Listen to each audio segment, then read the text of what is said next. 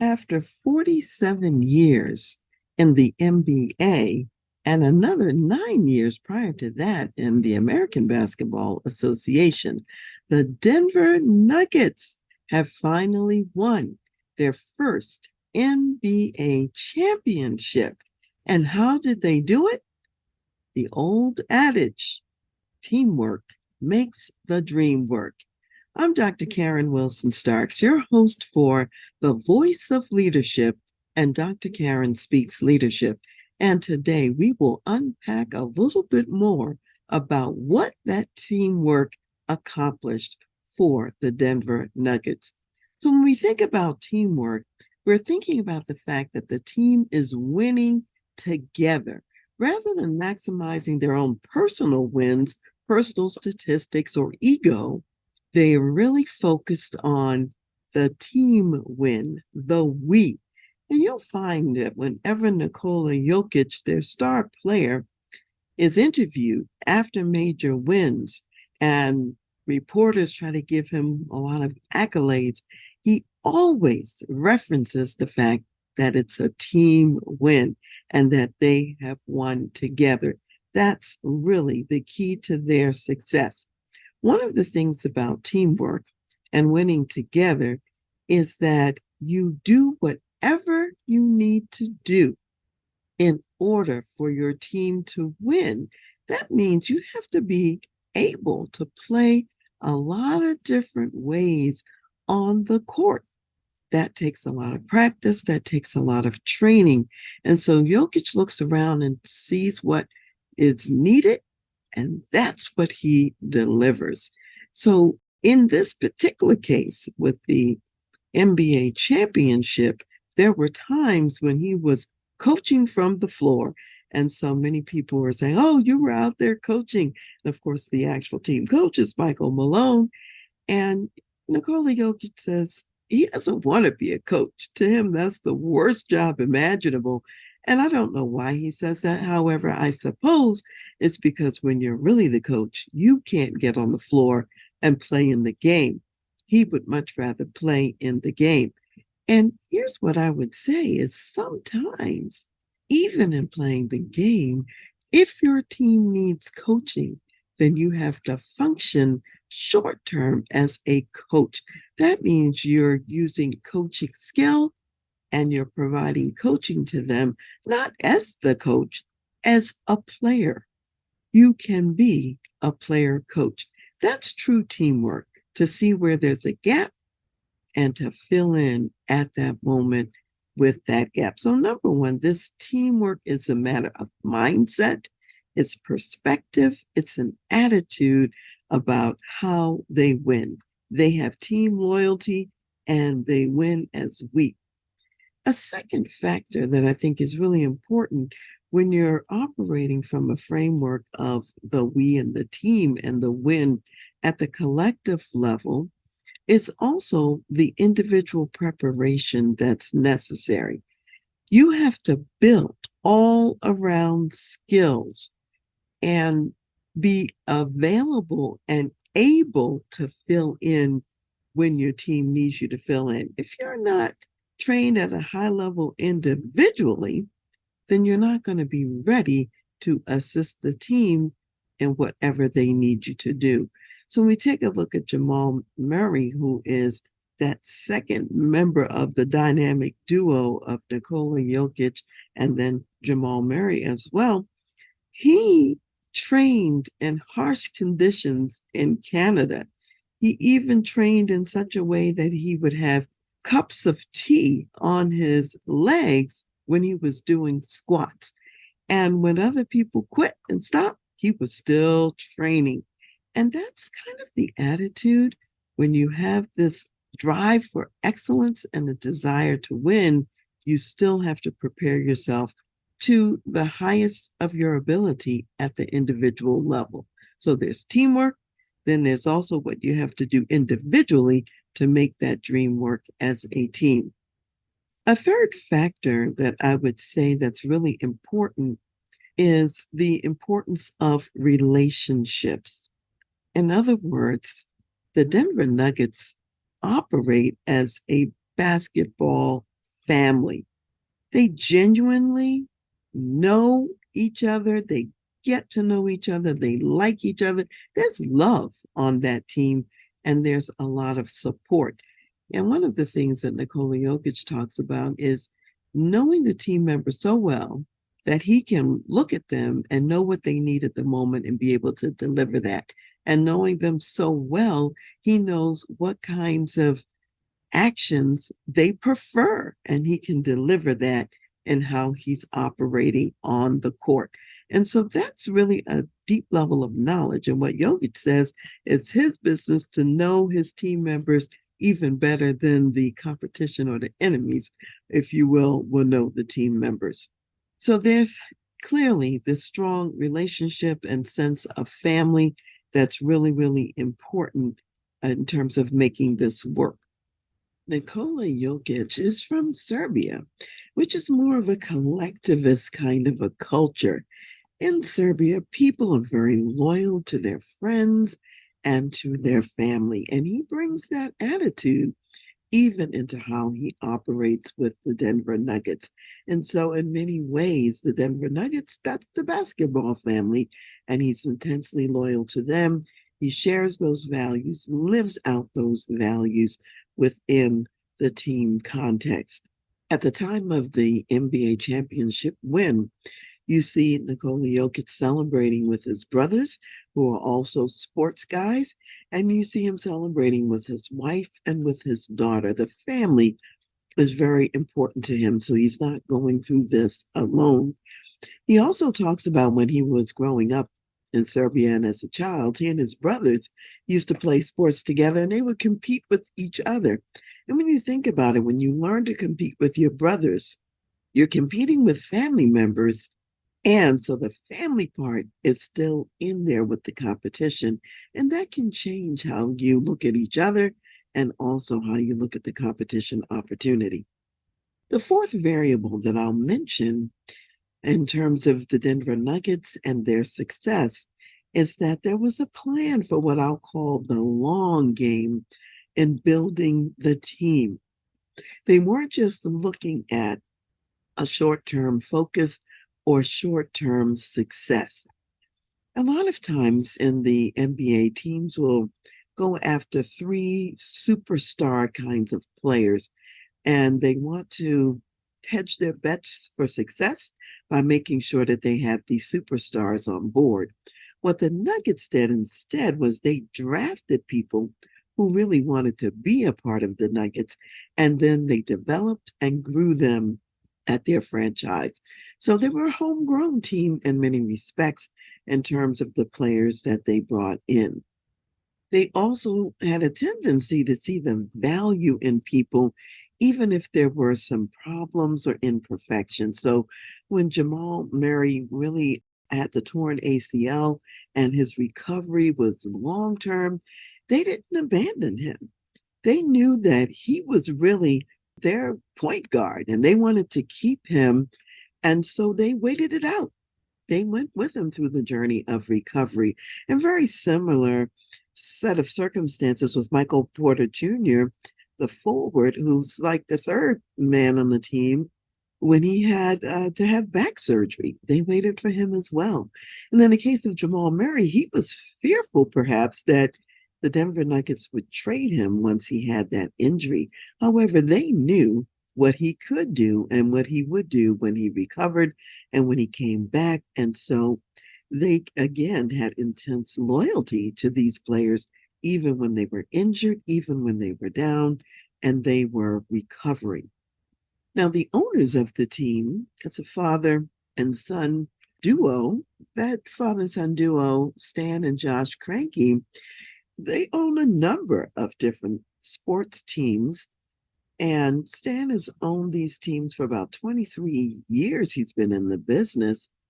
And only now is he starting to really see the fruit of his labor and starting to win and win in some different ways. So the Colorado Avalanche has really been doing well. Has won 2 Stanley Cups in the National Hockey League. And then the LA Rams won the Super Bowl in 2022. So a lot's going on with these wins that are happening, and they're not all happening in the same way. So in the case of the LA Rams, they did more of a strategy of attracting some superstars to the team. That's what they thought they needed at the time. Whereas for the Denver Nuggets, it was a teamwork focus for sure and getting the right people on the team. Now, as you plan for that long game, what's really important is to also think about assembling team members who have complementary skills, and this is number five, and who have complementary personalities, and where you can build some depth, have some chemistry amongst the members, and have some support players as well. It's not enough to have superstars. You've got to have the support players around them so that the whole formula works in the end. And it's important to continually be thinking about where's the team now? What are our strengths and what do we need? So you can't rest on the laurels from the past. Like many teams who've won championships in the past, they think, oh, well, we're champions because we've won before. We don't have to do anything different. I think with the Denver Nuggets, they're agile and willing to reinvent with the times, whatever it is that they need currently is what they're going to do. The sixth thing I would say that was important is to set the ball up for others. If I think of Nikola Jokic, one of the sports that he played in the past was volleyball. I can see the influence of volleyball and how he plays because there's a lot of setting the ball up for other people in the game of volleyball. And he clearly takes that into basketball as well, whether he's passing the ball, he's assisting in some way, focusing on rebounds. The point is setting the ball up for other people. You don't have to take every shot yourself. And in fact, I think there's a couple things that, Jokic says about this that I want to mention. He says that a point makes you happy, an assist makes you and your teammate happy. And so when you do an assist, you're making two people happy. And he says, for me, an assist is the same as getting a basket. So if your team member is the one who shoots the ball in the basket, and that's a point for the team, that's a point for you too. And it's great. That's a great way to think about it. That's actually a team perspective. That's a team way to approach and think about what you're doing in the game. And the number seven, what I would say that's really important is to be a decent person. And out of the character of who you are and who you are as a person, then comes also being a decent player in the game. And Michael Malone talks a lot about Nikola Jokic and says he is a decent man, not just a great basketball player, a decent man. And I think that's really an important aspect and way to think about who you are as well. And what Jokic says is basketball's not his whole life. He has a sense of balance beyond the game of basketball. He loves his racehorses in Serbia. And with his winner's funds, he says he might buy himself another racehorse that he can race in Serbia when he goes back. And he's looking forward to being in Serbia for the summer and visiting with his friends and his family members there. I also think that another component, because basketball is not everything to Jokic, he brings a sort of calm and a relaxed posture to it, even when they might have some challenges and some difficulty. And one of the things he says about that, he says, every game for me is like a pickup game in front of my house. Notice the house part. It's a home thing. Again, the family connection. And this is how we live every day. We're playing basketball in front of the house. And like I imagine he probably did with his brothers when he was growing up. And speaking of him as a young person, before he was ever thinking about basketball, when he was 5 years old, someone gave him a sweatshirt that had the Denver Nuggets on it, the Denver Nuggets emblem on this sweatshirt. He was 5 years old. He wasn't playing basketball. He wasn't thinking about basketball. And he certainly wasn't thinking about the Denver Nuggets. So you never know how even a symbol like that early in your life may be a picture of what your future holds. And certainly it had a connection in his case. One of the things I mentioned earlier is how important it is to assemble support team members and other players around maybe your core one. So we know that Nikola Jokic is as the center, he was a core player. We know that Jamal Murray is the point guard, is a central player, and then kind of like a third in that trifecta would be Michael Porter Jr. as a forward.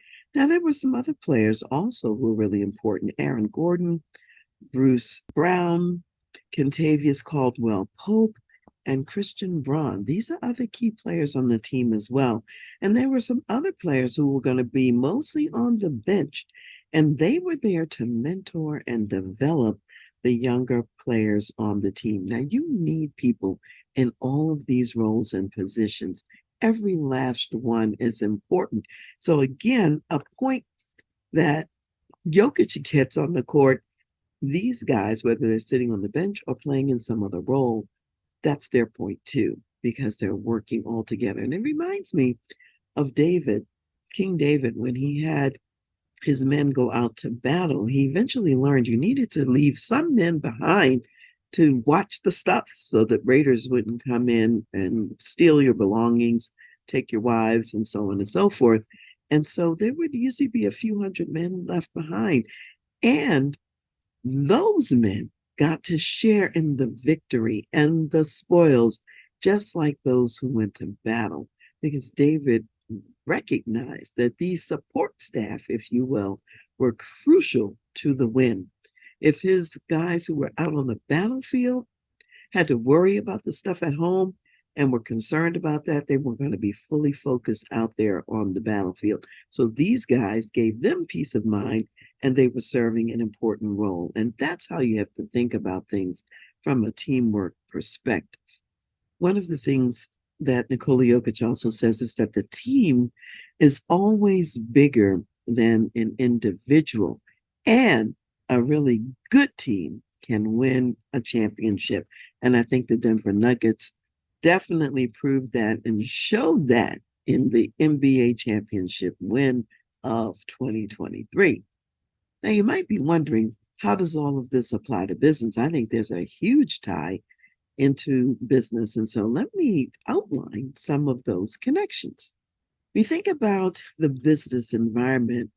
Teamwork is really important in a lot of industries, a lot of companies, depending on what your profession is, what you produce, the service you provide. So let me just review a couple of points about teamwork. You have a team when the work is interdependent. In other words, you can't get it done alone. You must operate with other people in order to pull it off. That's certainly true in a basketball team.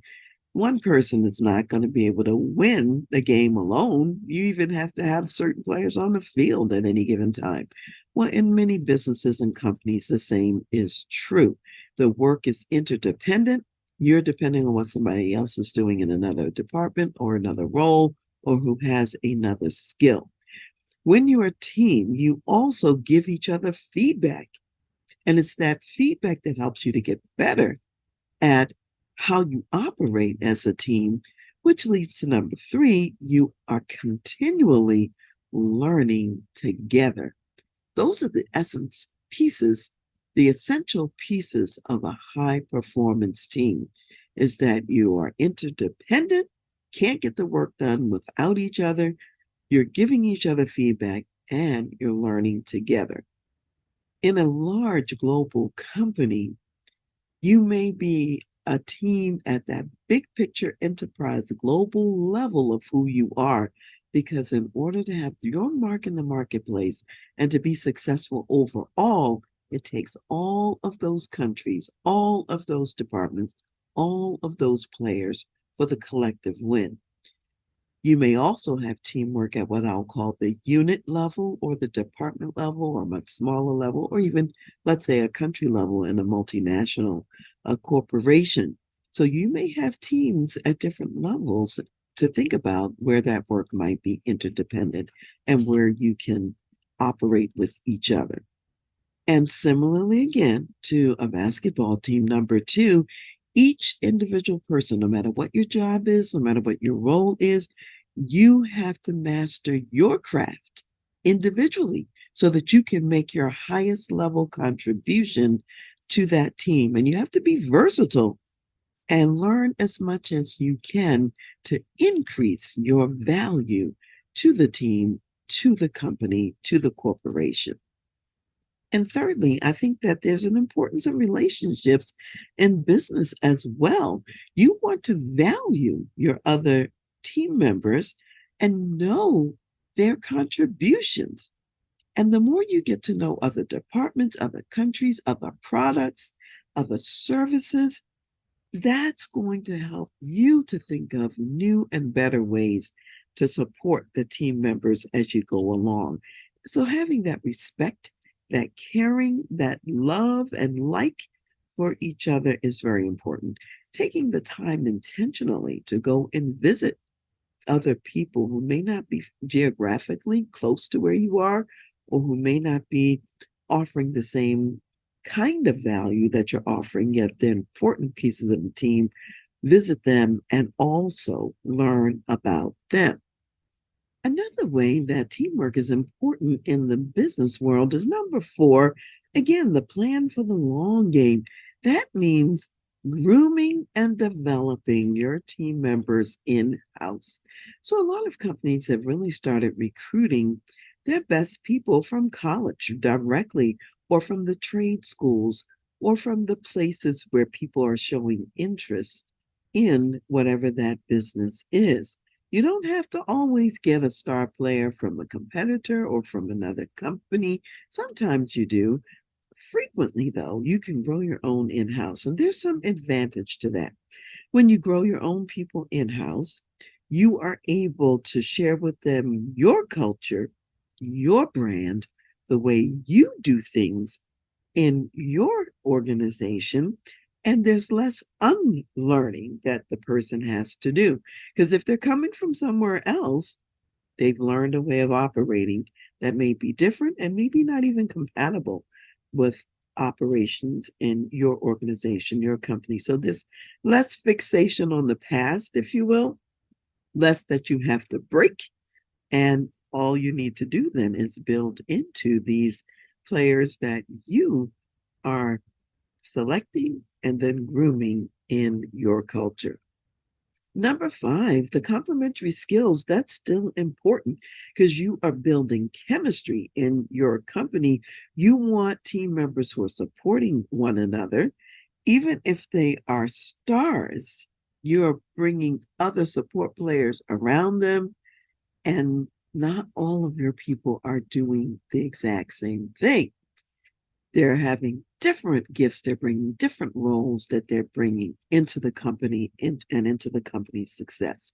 And number six, about setting the ball up for others, this is important too, because as they've gotten to know each other and to build relationships, as we said earlier, now when you're with a customer or a client and you're talking about the service you provide or the product you provide, and you can see that that customer really could use your colleague's product or service as well.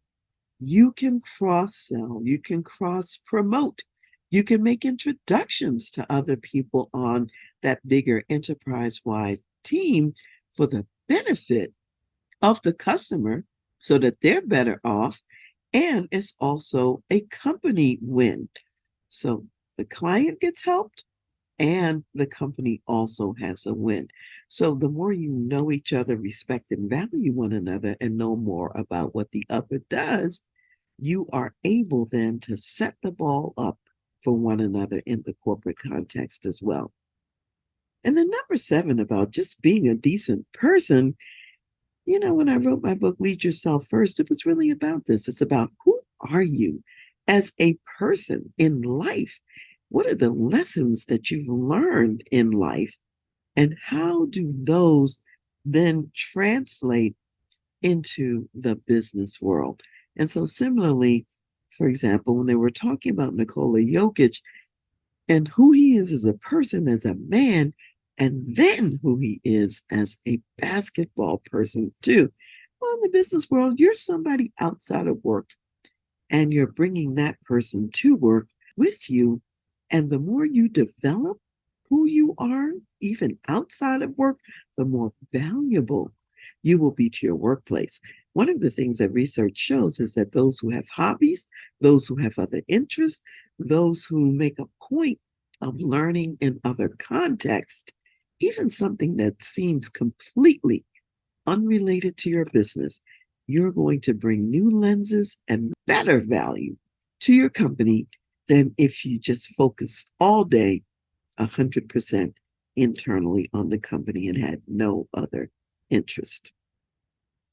So, for summarizing all of this today, I would say that when teamwork makes the dream work, these 7 factors that we've unpacked are as follows. Number one, prioritize the team over individual interests. Number two, develop yourself individually to be the best team player that you can be with as many skills as you can develop and bring to the team.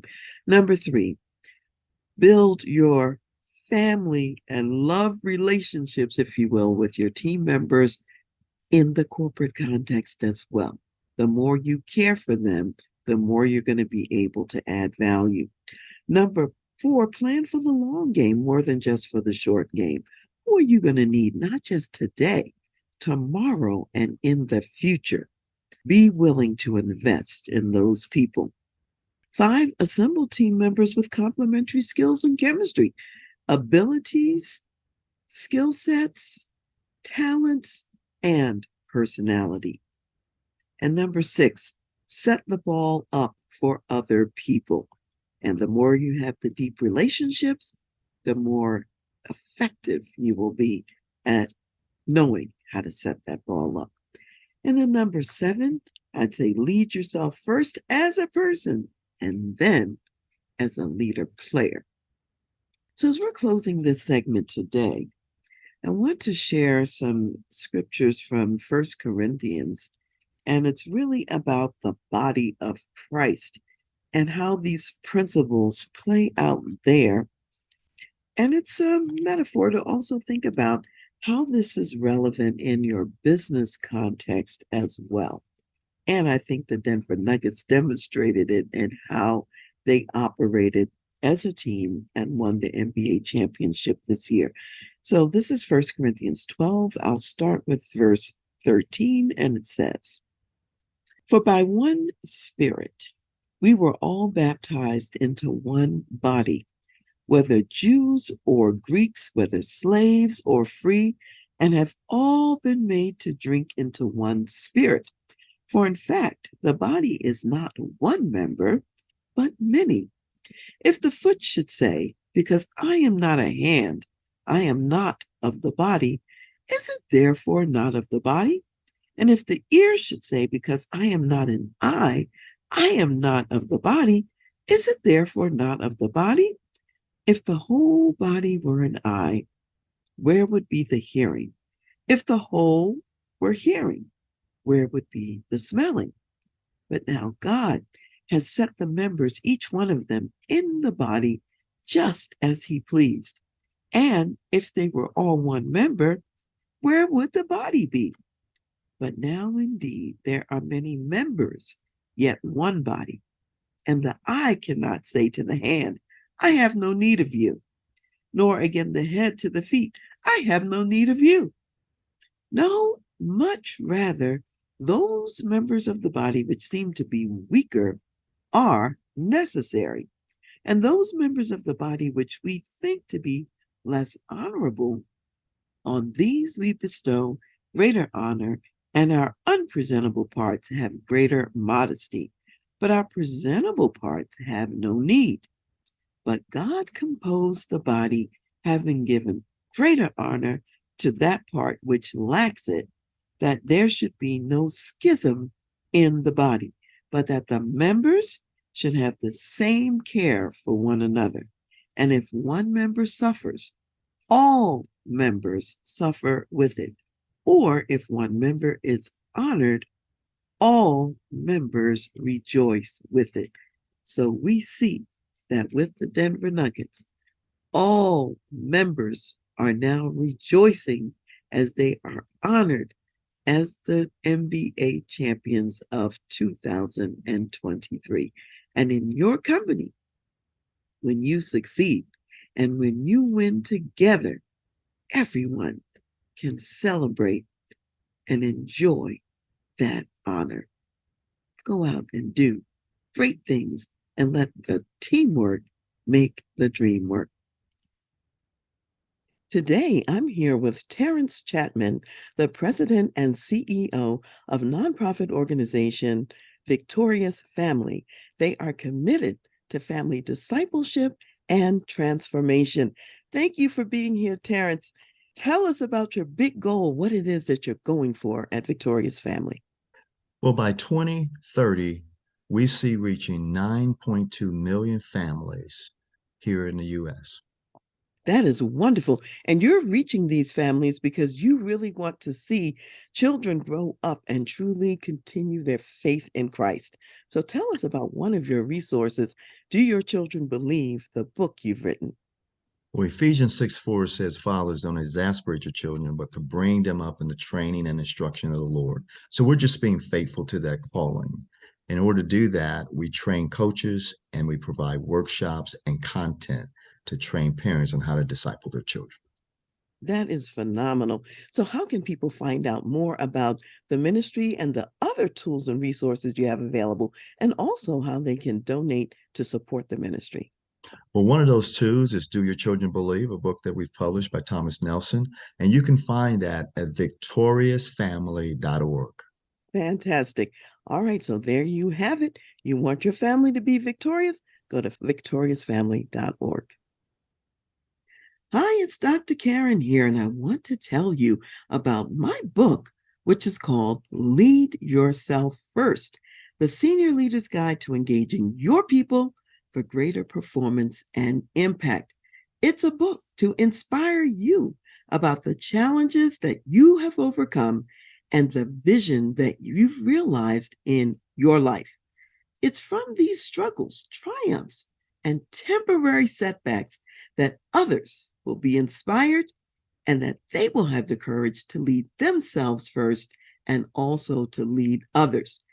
In the first chapter, which is called Envision the Future, I talk about the rocky education path that I had to forge and overcome to realize my vision to become a psychologist. And that was all the way from elementary school straight through graduate school. There were obstacles. The path wasn't easy. And yet, entering graduate school with only $30 in the bank, I ended up finishing graduate school with no debts. When you walk step by step in the vision, even when it doesn't look like where you want to be, doors open and resources come to you because you hold the vision and you keep walking. So here's what I wanted to say to you. Lead yourself first. This book will walk you through your journey as you go through the open doors and as you continue to walk, just like I walked through mine. So get your copy of Lead Yourself First. Hold the vision for yourself and your life and be successful.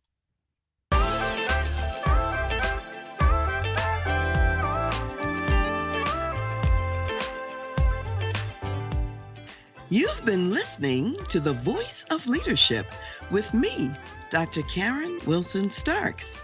And I want to give a special thanks to jazz saxophonist Ron McMillan for granting us permission to use his gifted music on our show. Thanks for listening, and remember to go to my website, TRANSLEADERSHIP.com, for more strategies, insights, and leadership resources.